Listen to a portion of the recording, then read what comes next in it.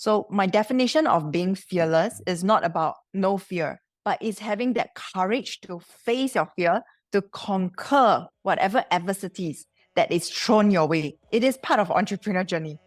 We always face with fear of failures, self-doubt. It's how to pick up our courage and face them and use these challenges to become your catalyst for innovation, catalyst for growth, catalyst for your success. Welcome to Analyse Asia, the premier podcast dedicated to dissecting the pulse of business, technology, and media in Asia. I'm Bernard Leong, and how does a stay-at-home mom go on to build a product empowering mothers from all over the world to become EY Entrepreneur of the Year in 2023? With me today, Yvon Bock, founder and CEO of Hegen. Congratulations on your new book, Extraordinary from Stay-at-Home Mom to World-Class Entrepreneur. Yvon, welcome to the show. Hi, Bernard. Thank you so much for having me. Yes, it's been very interesting. I actually got a pre-copy of your book and I read it through. Your journey is so interesting. And I've read how you actually went from home all the way to now building a very interesting business that actually, even one of my child who actually have some situations of lactation actually have to use one of these products. So I'm very familiar with the problem that you say, but I definitely have to go forward with this. So I want to start off with the origin story. How did you start your career? Well, it all started after graduation. I joined the finance industry. And after a couple of years, I got married and became mom for the first time. And then I realized actually my life aspiration was to become a full-time stay-at-home mom. So I wanted to pursue that. And I took that leap of faith and decided to spend time with my kid and fulfill that dream. But after a couple of months, I realized that it wasn't as what I actually imagined a stay-at-home mom life would be. And that actually slowly transformed. An opportunity came on my lap, and I've decided to step forward to help my dad when he reached out and said that he needs some help in his family business.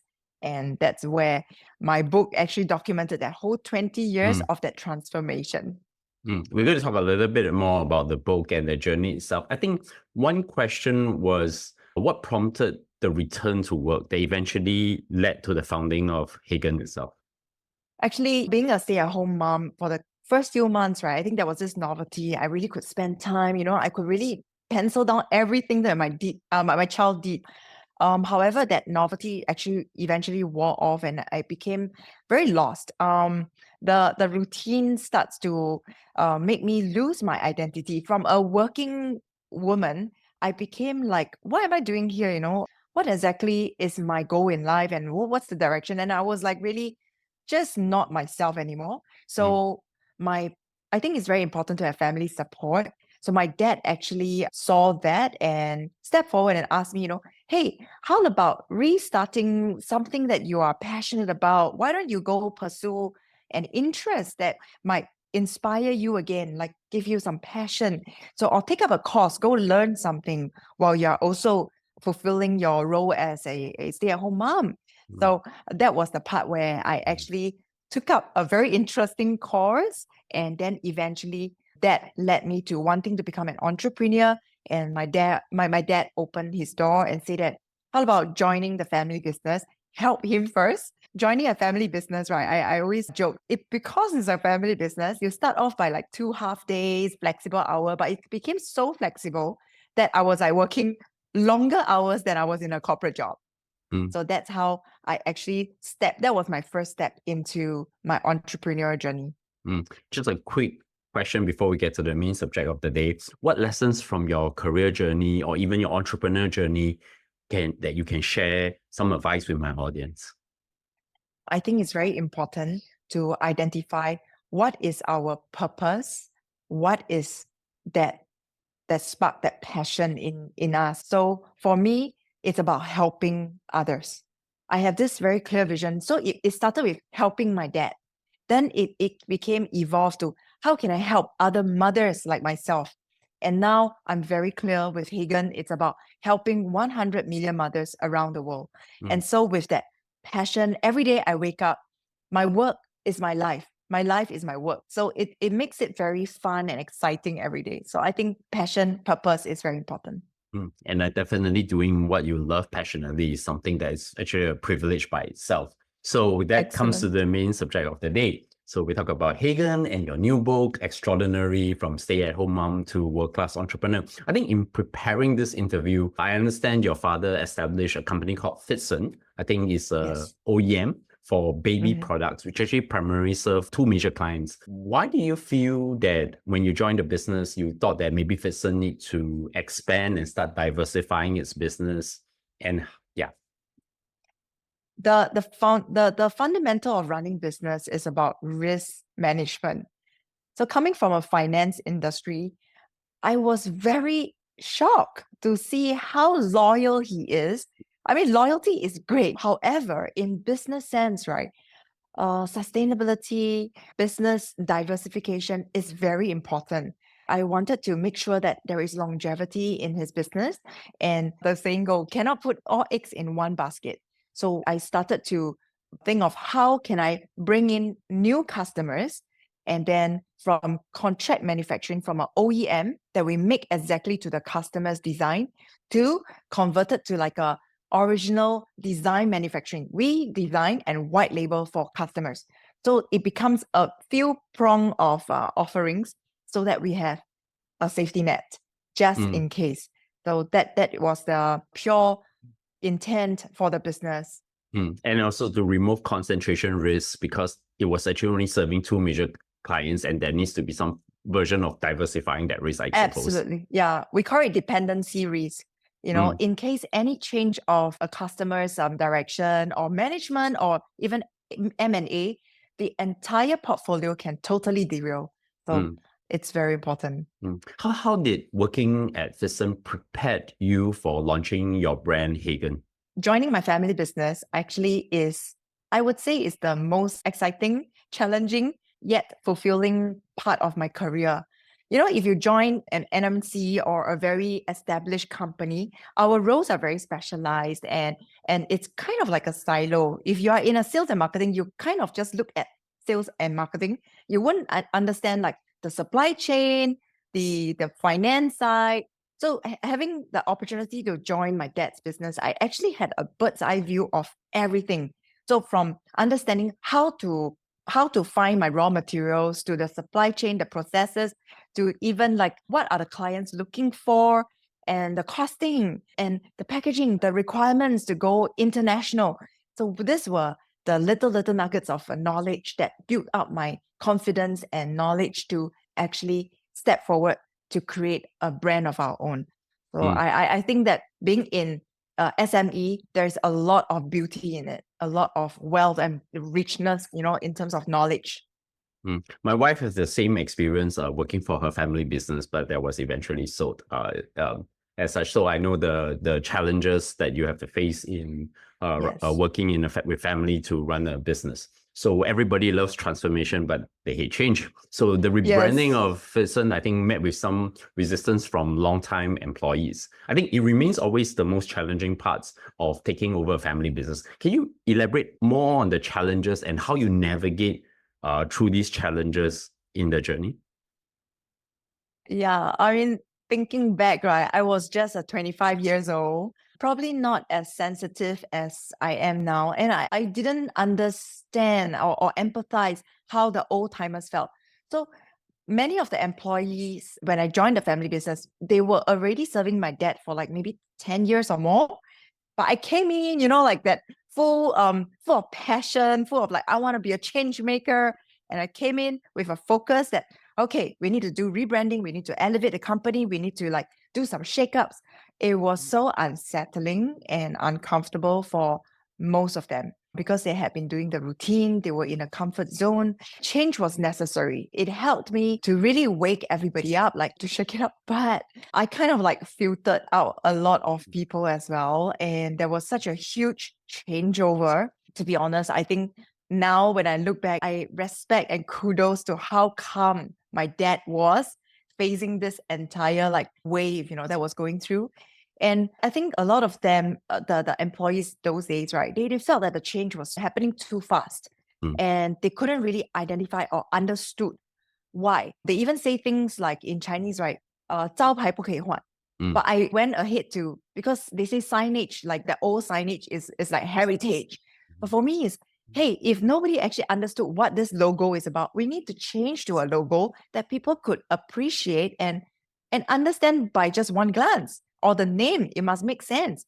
And so they're like, why? And so this was like all the challenges. I mean, looking back, maybe I could have handled it a little bit differently, do more of the communication instead of like go straight to the point and get things done. Yeah. Yeah, I think changes are required, and I think it's what you call parts and parcels of every business, given it has been around for more than 10 years, and etc. So I think this is where the most interesting part of the problem. I actually have 3 kids, and unfortunately, my first child, I think she had the cleft problem. So the lactation issue was actually one of the very big issues. So that was before Hegen was born. So we found our solution to that. So I have a little bit understanding of what the problem you're trying to solve. Can you explain the backstory of the problem that the Hegen bottle is trying to solve, and what prompted you to bring the product to market? So 20 years ago, when I first became a mom, I realized that there was no product in the market that served a working mother. And I have 4 children and I breastfed for a total of 10 years. Imagine those days going back to work after my maternity leave was this huge haversack with a pump that is like a huge machine. Then like there were so many parts to just wanting to pump my milk out to bring home to give to my child. It was a very clunky process, and there were lack of support 20 years ago in terms of like nursing room and all that. Putting the products on my work desk, right, was like very shameful. I felt like there was no dignity for a mom. I have to hide, like go to storeroom to hide. I have to go toilet to pump. I have to like beg for a meeting appointment slot to just pump in that meeting room. So all this prompted me to say, hey, how about creating a product or ecosystem that integrates with one another? You can pump, you can store, and you can feed just by changing the top. It was really this North Star, this dream, that I have, like, just change the top, change the function. I don't need to think of like, bring so many 10 different types of products. So that was the starting point. And of course, one of the very key trigger was my 3rd child. He was a premature baby. So at birth, he was already apart from me because he had to be protected in the incubator. And I have to like really relentlessly pump to bring my milk out to get to him. But for a premature birth, my milk didn't kick in until a few days later. But his health was at risk. If I don't give him a formula or supplement, he might not survive. So I have to give in and use formula. And then after different methods, by tubing, by cupping, it all didn't work. And we had to accept that to use a baby teat to feed him the formula. Well, after he got to a safety mark, unfortunately, he was the only one that refused to latch back on me again. So my 4 breastfeeding journey, I had went through direct latching, feeding through bottle, just exclusively pump. All this was just part of the journey that I thought, hey, being a breastfeeding mother can be any form as long as I give my milk to my baby. And I want to avoid that nipple confusion situation that Lucas went through. How can I prevent other mothers feeling this guilt? Because this guilt, until today, as I tell you the story, I feel very sad. Like he's the only baby that refused a mom.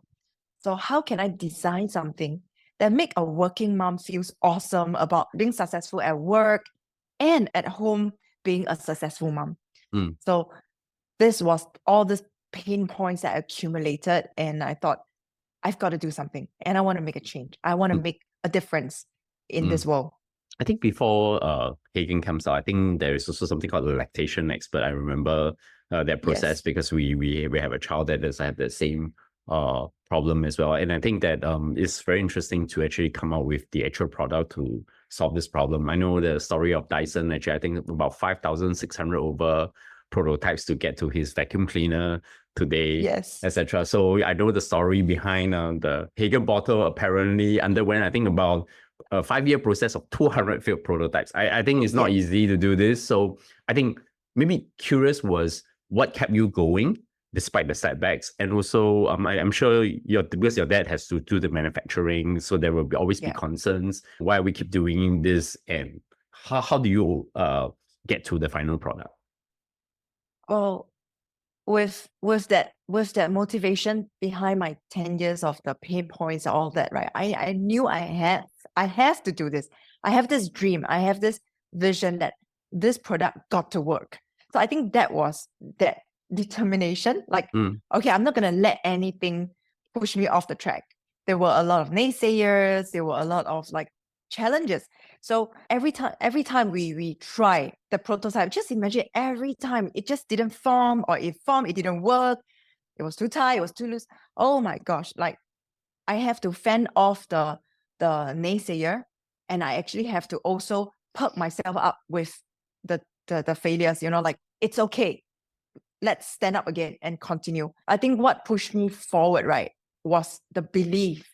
I believe strongly in the design. I believe strongly in how it will transform the world. So with that, it actually kept me going. So to be honest, there were days that I was really out of energy. I was really like, okay, is it time to really just say, okay, done, start again? However, people around us, very important. I will check in with my husband, like, am I like just being too stubborn about this, too headstrong about this? And then he's like, no, I think you're on the right track. You're just a little bit closer. Just keep going. And then my dad also had his doubt because he had to keep iterating, right? Like, you think really square can solve the problem? How about let's go back to round? I'm like, no. Just let's go. Let's just keep it going. Iteration, and every time seeing that it improved by a little bit helped. And it's a very unconventional design, to be honest. I really had so much challenges. I'm very thankful when I see the ultimate product that came to what it is today, that when people walk up to me and say that, hey, it really helped me at home. I felt so supported because of your bottle. It was all worth it. Like all the behind the scenes quarrels with my dad, like I call it like our coffee chats, right? They are all worth it. Like today, me and my dad, we will still laugh at each other, like how we saw at that point, like the challenges. So it's important to really believe in yourself. Congratulations. And I think this is probably one of those rare stories where, father and daughter come and work on a product together and get it to work. So I think the company Hegen eventually pioneered, I think, the world's first patented, I think, no screw thread press to close and twist to open. They call it PCTO baby bottle. I think this is really interesting. I think as a parent myself, I understand why you are doing it this way, and the issue is this. I think have you learned from that process of continuously iterating on just one product? So this is actually one of our core values in the company. I say I will always repeat to my team members, iteration over perfection. Every iteration is a step closer. Every iteration is progress. So never give up. If we have a concept, we have an idea, it is very important to actually just continuously improve on it. I would also say it is about the learning attitude. Iteration is also growth. It's how can we continue to make things better. Well, what you see today is not like when we launched 9 years ago, that as it is. We have continued to make little changes that probably is invisible to the users, but to us in terms of process, the fine details, the little 0.5 degree kind of changes. Yeah, all these were iterations that we continue to do. We must not settle. We must continue to see if things are good, how can we make it better or great or outstanding.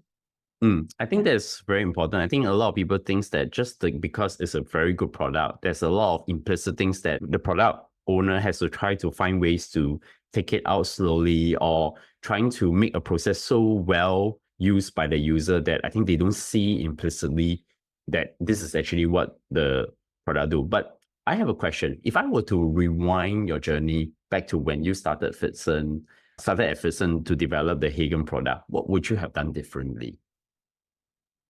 very honestly, Mm. I wouldn't change anything.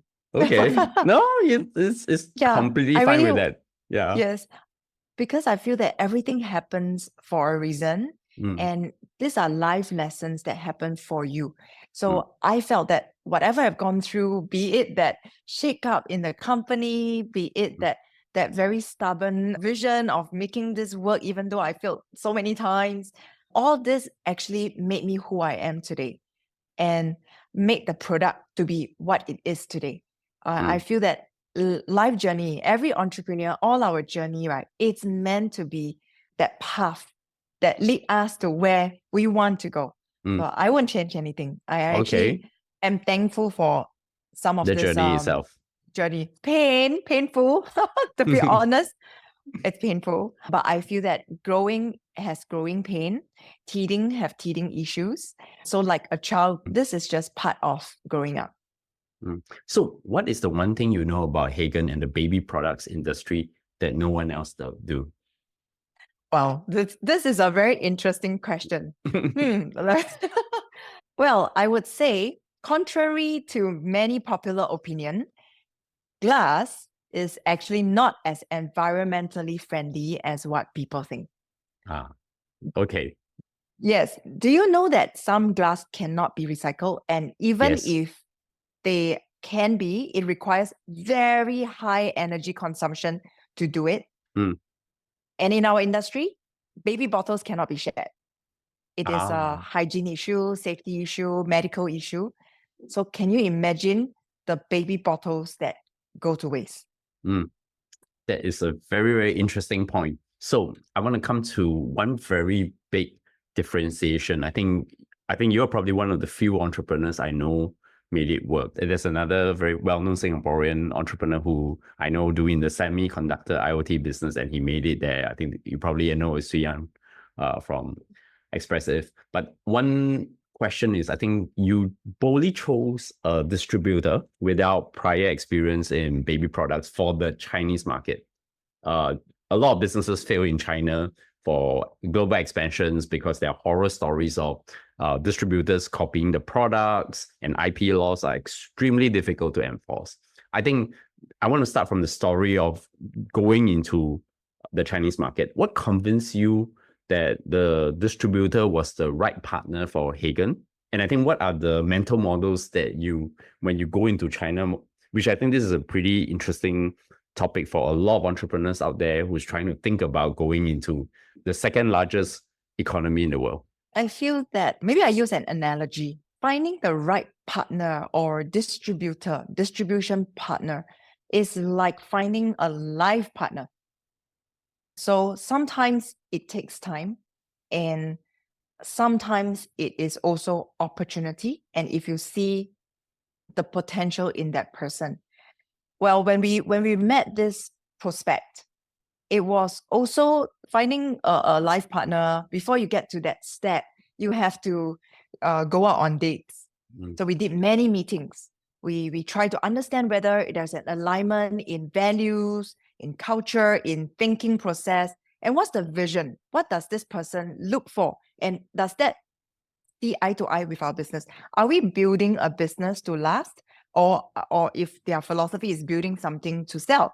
Well, for us, is building a legacy. And that person is looking for something to build towards a legacy. Hey, okay, values align. mm, Then, of course, we say that, then you will go for some road trips together, business trips together, and see how this person handles situations. And of course, really, it's really like a life partner. I'm very thankful that we managed to find this distributor.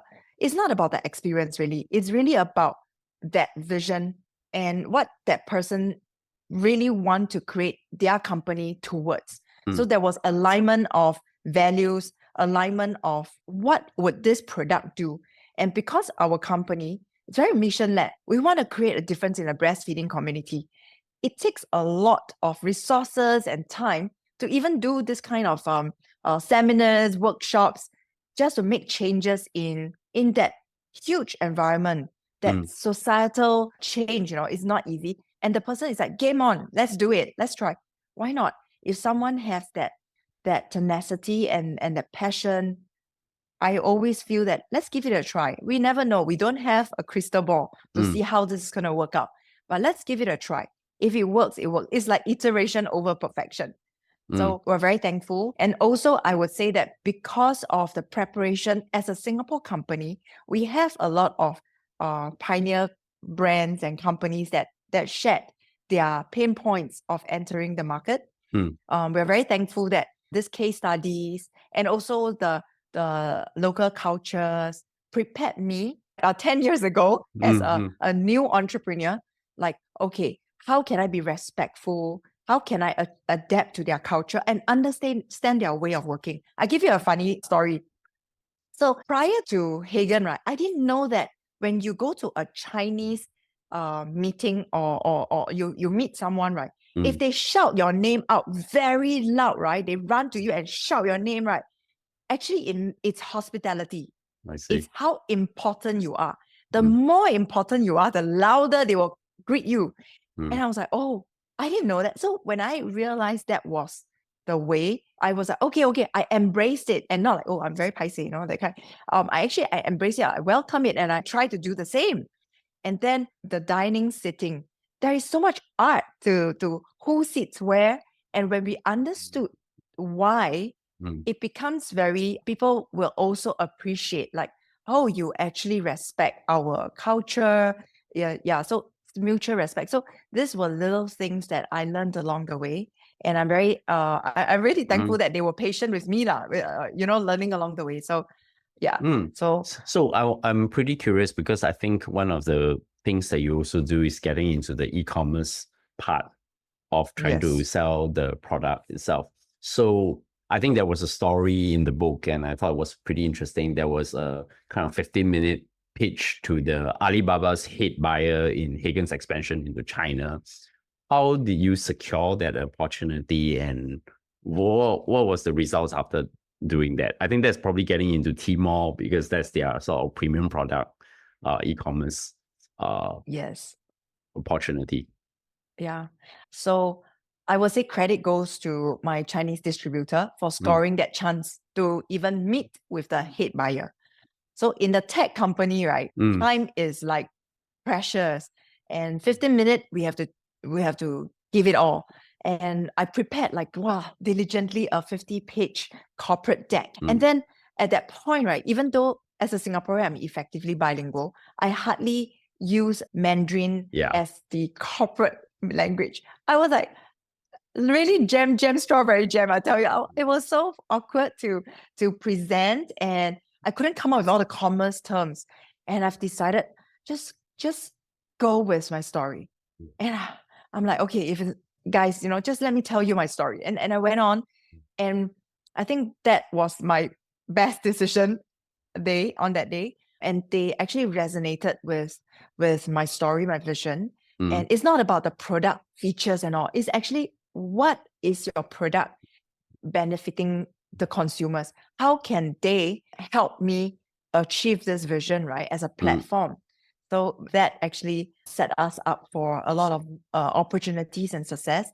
And I think how it went about, I will leave your audience to read my book. I had a pretty interesting read. I was like, I think I didn't understand this because I used to deal with Alibaba from Singapore. So we had a pretty good understanding of their business. But I think the thing that I think a lot of people mistook specifically for product makers like yourself, where you want to pitch to just get that product into that, it's not a very simple task. It's actually it's a make or break moment because of the distribution that will come with that as well. Absolutely. Yeah. One of the key traits of how you take the product out of Singapore into a major market like China. So you went to great lengths, I think, to sort of establish strong presence in China, including, I think, you do live stream events, maybe even conducting breastfeeding seminars. How does these product marketing efforts actually help to contribute to Hegen's success in those in the market like China?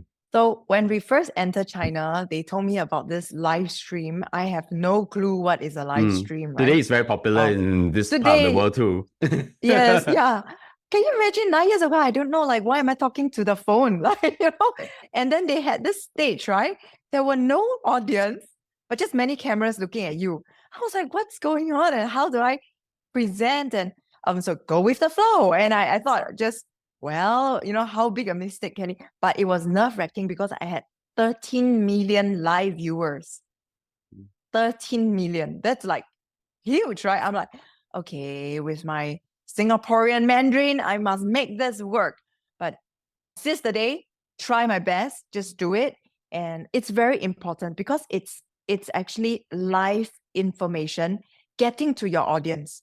And that opportunity is like TVC, it's getting that product awareness, brand awareness out to my consumers. And in a Chinese speaking society audience, right? I think it was doubly hard, but equally exciting for me.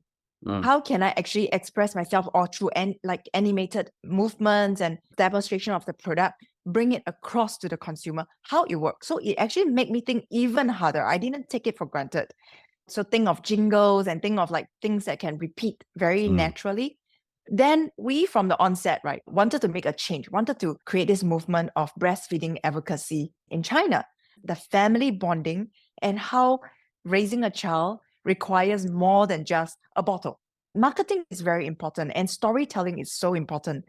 It really transformed like the impression because people don't remember who you are, what you say, or what the product is, but people remember how you make them feel. So we wanted to empower women. We wanted to empower the mothers to let them know that we are here supporting you and they feel someone understand them. So that was my role on live streaming. And because of that, I adopt a very different approach from selling products. I was really just speaking from a woman to woman, a working mom to a working mom. And then that actually got us to a rolling success as well. And also not selling the product, just basically really focus on trying to solve the problem and how to solve the problem. I think that's also one of the things I capture from that passion, the way how we talk about the whole process itself. So I'm going to ask you a few very quick questions and then you tell me what you think. So what is the one thing in your industry or any technological shifts that have changed your mind in the last 12 months? AI? Yeah. Honestly, I love AI. I think AI has brought so much knowledge and so much advancement in such a short period of time. And I think the future is huge. The future that we can do products that connects with AI is going to help even more people at a much more efficient and effective way.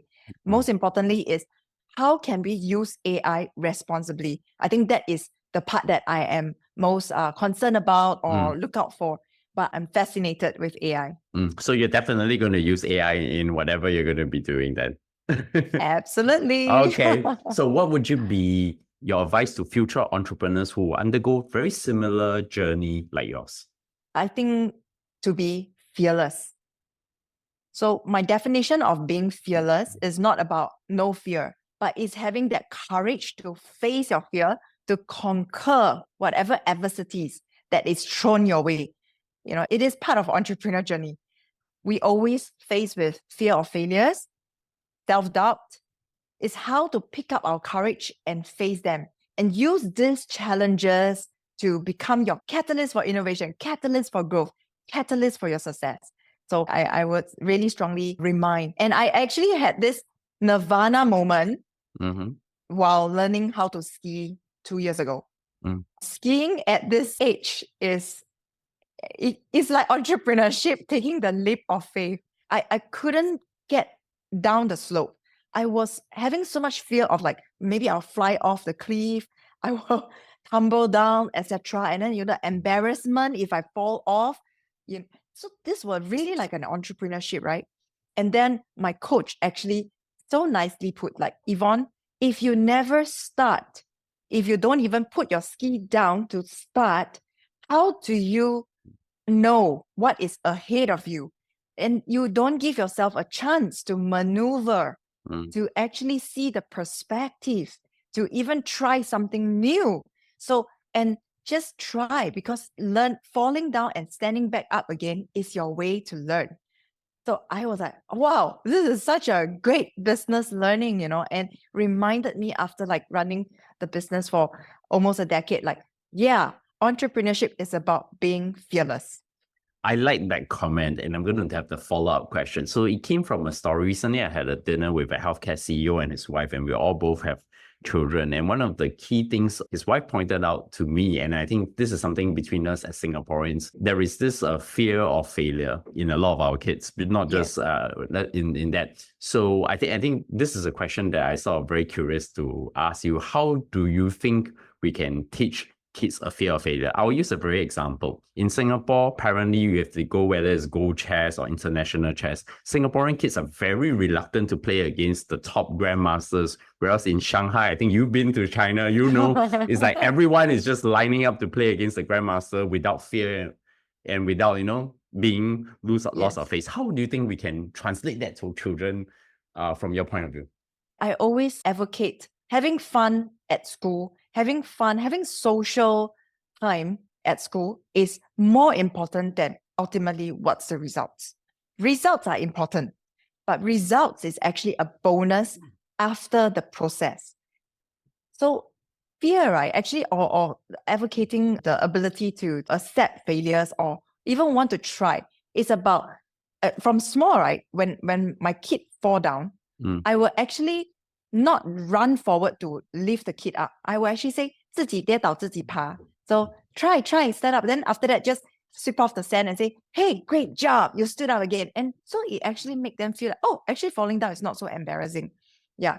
Likewise, I try to lead as a role model. When I did something not up to par, or I failed at something, like even the product, I will actually accept it.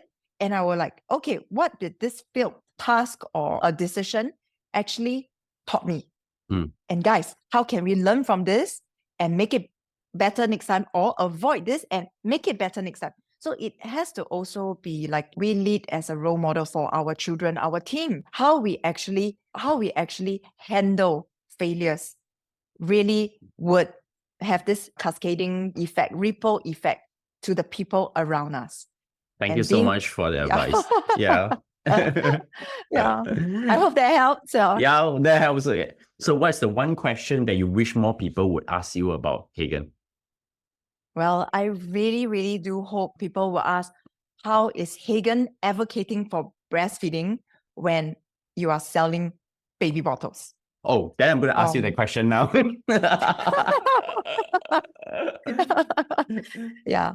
You know, actually, I feel very misunderstood because a lot of people will actually say that, hey, you know, this is a contradiction. But for me, I never see it as a contradiction, and I can't help but say that imagine as a mom, as a modern mom, we have to juggle mom responsibilities, our work, our social life. How do we juggle? Everyone keep asking, how do we juggle and how do we have it all?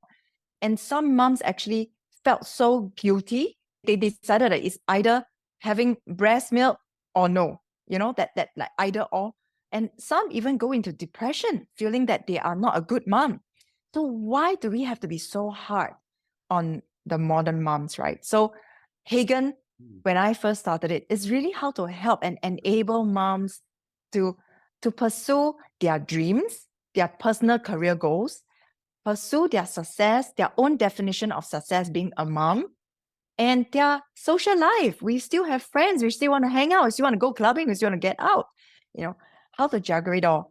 And so I hope that when people ask me this question, I really have the opportunity to say, hey guys, we have to change the stigma of breast versus bottle. This got to change. It should be breast and bottle. So doesn't matter you are feeding directly with your breast or a bottle, so long you can give your milk, whether 1 day, 1 month, 1 year, you are a breastfeeding champion. So this is the voice and the movement I hope to advocate and champion breastfeeding for women out there in the world. My traditional closing question: what does great look like for Hegen in the future? For Hegen, it's not about the number of bottles we sell. It's really about how many mothers we can help or serve around the world. And my goal is to serve more than 100 million mothers around the world. And my goal is also to get to the 35 jurisdictions that we have identified from very day one, that we want to be around the world, to be there, to empower, to serve, and to help. So Yvon, I wish you all the success to get to all the 35 other jurisdictions that you want to be, and also congratulations on the new book. Definitely all of you can find it in Kinokuniya bookstore or even Amazon bookstore as well, which I used to work there as well. In closing up, 2 very quick questions. Any recommendations that have inspired you recently? On the flight recently, I actually watched Who I Am by Celine Dion. It's a very moving documentary about Celine Dion's life. Words cannot describe how touched or how impactful that movie was for me. Please watch it, because I think to see a star, a global idol who started at 14 years old, and how she went all the way up to the pedestal and then come all the way down and lost her gift of voice, and then to struggle, to never give up, to really just struggle through all her pain, physical pain and challenges, and the mental strength that she can today, this year, stood on the global stage to sing for the Olympics again. For me, this is phenomenal. She's such an inspiration, and cherish every day, cherish her health, and continue to uplift people around us. Be the positive light for people around us. And how do my audience find you? LinkedIn, your website? Yes, very easy. It's all Yvon Bock, one word. You can find me on LinkedIn. You can find me on Instagram. And I do have a website, yvonbock.com, where they can also find my book. So I would love to continue to stay connected with your audience. Please support the book and also the Hegen products. Thank you. And definitely you can find this podcast anywhere, now totally on YouTube, and of course Spotify as well. And of course we're going to publish the transcript now either in our LinkedIn newsletter or main site. So Yvon, many thanks for coming on the show and sharing your journey and the whole story about how to even expand to China. So I look forward to hear from you again. Thank you, Bernard. Thank you very much.